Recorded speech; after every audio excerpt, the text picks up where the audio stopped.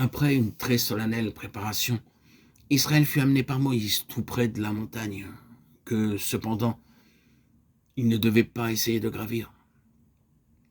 Des bornes avaient été placées alentour, et Dieu descendit au sommet dans le feu. La fumée montait comme celle d'une fournaise, et la montagne tremblait fort, et le son de la trompette se renforçait de plus en plus.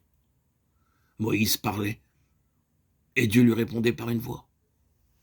Et l'Éternel appela Moïse au sommet. Il entra dans l'épaisseur de la nuit. Exode 24, 18.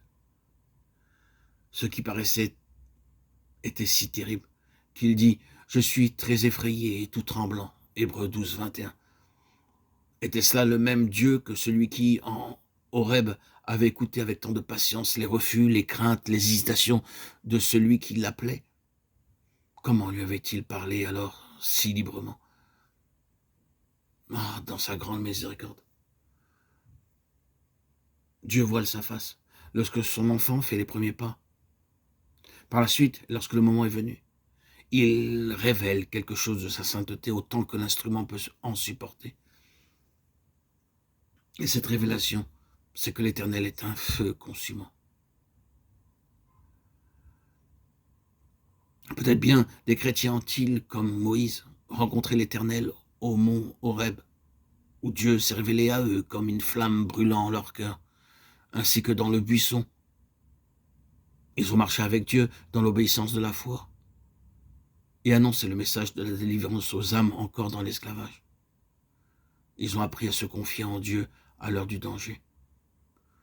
Ils chantent le cantique de victoire, et dans les épreuves qui leur sont survenues, ils ont fait l'expérience de la puissance du calvaire pour changer les eaux amères de la vie propre en eau douce, celle de la vie céleste. Ces rachetés connaissent aussi par expérience la puissance des mains levées vers l'Éternel, à l'heure du combat contre Amalek. Ils travaillent avec le Seigneur selon qu'il les conduit, et de grâce en grâce.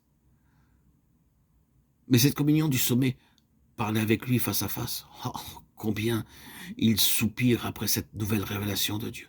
Combien ils souhaitent entendre sa voix, leur dire « Viens avec moi et regarde depuis le sommet ».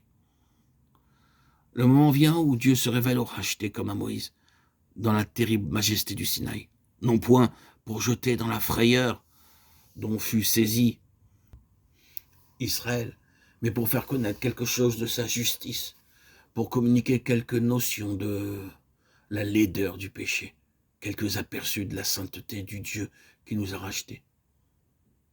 Ce n'est pas en Égypte que les Israélites furent initiés à la loi de Dieu et à ses jugements. Ils sortirent du pays d'Égypte, ignorant celui qui les rachetait, initiés aux coutumes égyptiennes et avec des notions assez vagues au sujet du bien et du mal. Mais lorsqu'ils furent affranchis, séparés de ceux qui constituaient leur vie au pays d'Égypte, alors Dieu commença de leur montrer quelque chose de lui-même et de la droiture qu'il réclame de ceux qui portent son nom. Ce fut une révélation non seulement pour les Israélites, mais aussi pour Moïse.